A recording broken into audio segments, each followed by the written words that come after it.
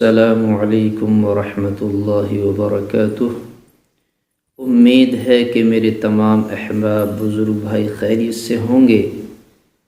اللہ سے دعا ہے کہ میرے مولا تمام احباب کو جو جہاں بھی ہوں وہ خیریت سے رہیں، ان کو خیریت سے رکھے۔ میرے بھائی، یہ سردی کا موسم چل رہا ہے اور اس موسم میں کچھ غذائیں ہمارے لیے بہتر ثابت ہوتی ہیں۔ اب اس وقت اس موسم میں ہمارے بزرگ جوڑوں کے درد کی شکایت بتلاتے ہیں، پٹھوں میں درد کی شکایت بتلاتے ہیں کہ جوڑوں کا درد بہت زیادہ بڑھ چکا ہے، پٹھوں میں درد ہے، شریر میں جگہ بجگہ درد ہے۔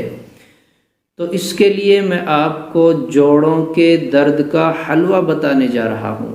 جوڑوں کے درد کا حلوہ جو ہمارے لیے کارگر ثابت ہوگا، بہترین ثابت ہوگا، اور یہ بڑا آسان بھی ہے، اس کے لیے کوئی مشکلات بھی نہیں ہے، بڑی آسانی کے ساتھ ہم اس کو تیار کر سکتے ہیں۔ اس حلوے کو ہمارے لیے بنانا بھی آسان ہے اور تیار کرنا بھی آسان ہے، کوئی مشکل نہیں ہے ہمارے لیے۔ اب ہم اس حلوے کو تیار کرتے ہیں تو پھر ہماری یہ سردیوں کی جو محنت ہے وہ وصول ہو جائے گی، کارگر رہے گی ہماری سردیوں کی محنت۔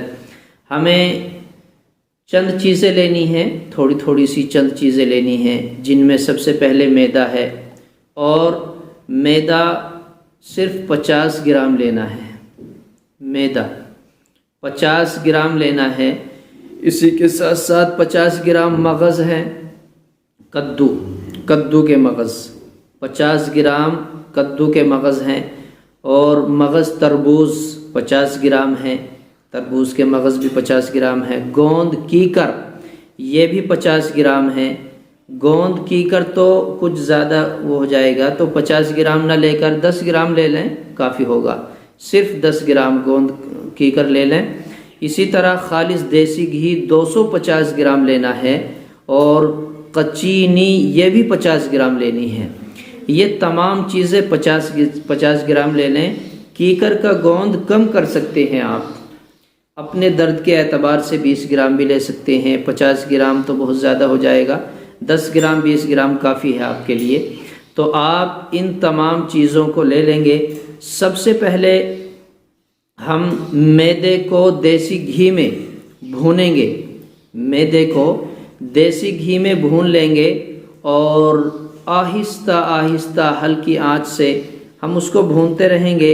ہلکی آنچ کے ساتھ جب ہم اس کو بھون لیں گے تو پھر یہ تمام جو مغزیات تھے انہیں اچھی طرح پیس کر کھرل کر کے اچھی طرح باریک کر لیں گے، اور پھر بھنے ہوئے گوند میں ملا دیں گے۔ اب وہ بھنا ہوا گوند جو ہم نے گھی میں تیار کیا تھا، دیسی گھی میں، اب ہم تھوڑے سے پانی میں چینی کا شیرہ ڈالیں گے۔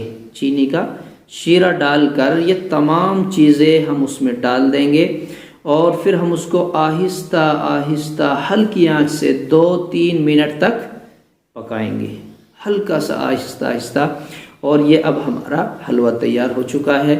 اب اس حلوے کو ہم صبح اور شام 1-1 چمچ لیں گے، کھانے والا جو چمچ ہوتا ہے، صبح شام 1-1 چمچ کھا لیں گے۔